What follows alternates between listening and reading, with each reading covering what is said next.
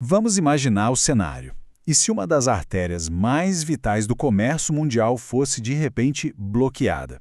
Hoje, a gente vai explorar uma crise hipotética em Hormuz para entender como um único evento pode não só chacoalhar a economia, mas também redesenhar todo o mapa da resiliência global.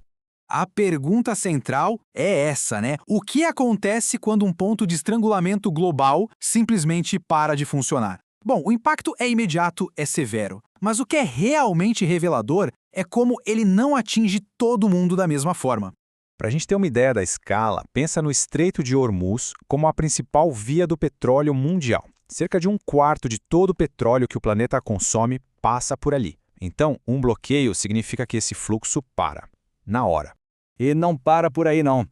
Adiciona nessa conta um quinto de todo o gás natural liquefeito do mundo. Juntos, esses números não criam só uma onda de choque. Eles provocam um verdadeiro tsunami energético global. Pois é, o Fundo Monetário Internacional tem até um nome para isso: ruptura assimétrica. Isso quer dizer que, embora o choque seja global, o prejuízo é distribuído de forma totalmente desigual. As economias que mais dependem de importação, lá na Ásia, na África e na Europa, são as que mais sofrem. E é aqui que a história fica interessante. Essa desigualdade toda revela uma nova linha que divide o mundo. Não se trata mais só de quem exporta contra quem importa petróleo. A verdadeira divisão agora é entre os países que se prepararam e os que ficaram expostos.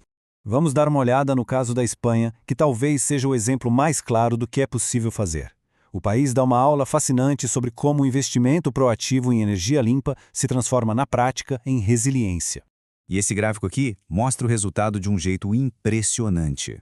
Enquanto os preços da eletricidade na Alemanha e na Itália disparam, passando de 150 euros por megawatt-hora, lá na Espanha eles se mantêm estáveis. E o motivo para essa diferença gritante, o investimento massivo que o país fez em energia eólica e solar. Mas a Espanha não está sozinha nessa. O Brasil encontrou seu próprio caminho para a resiliência. Não foi com sol e vento, mas com biocombustíveis. Sua infraestrutura gigantesca e os carros flex protegeram os consumidores. O resultado? Um aumento de só 5% na gasolina, enquanto nos Estados Unidos o salto foi de 30%. A China também mostrou uma resiliência surpreendente. Pensa só, depois de uma década de investimentos colossais, as energias renováveis agora geram quase 40% da eletricidade do país. É um salto gigantesco, partindo de apenas 26% 10 anos atrás. Todos esses exemplos nos levam a uma lição fundamental.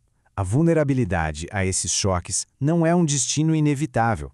Na verdade, ela é, em grande parte, resultado de escolhas políticas e estruturais.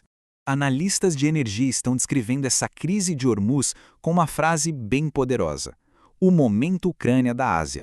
E o que isso quer dizer? Basicamente, da mesma forma que a invasão da Ucrânia forçou a Europa a reduzir sua dependência do gás russo, o choque de Hormuz agora está empurrando os países asiáticos a cortar a dependência do petróleo. A urgência da transição energética virou uma questão geopolítica.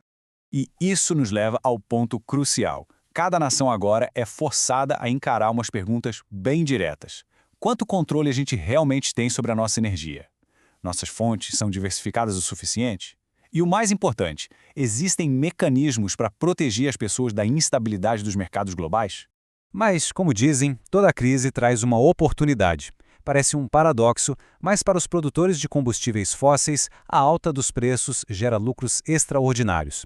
A grande questão é como transformar esse ganho inesperado em resiliência de longo prazo. Vamos ser diretos. Choques de preços como este são, na verdade, uma transferência de riqueza. Os custos pesam sobre todo mundo, mas os lucros se concentram em poucos. É exatamente por isso que os impostos sobre lucros inesperados aparecem como uma ferramenta para capturar parte dessa receita para o bem comum. Essa receita extra pode ser usada em duas frentes urgentes.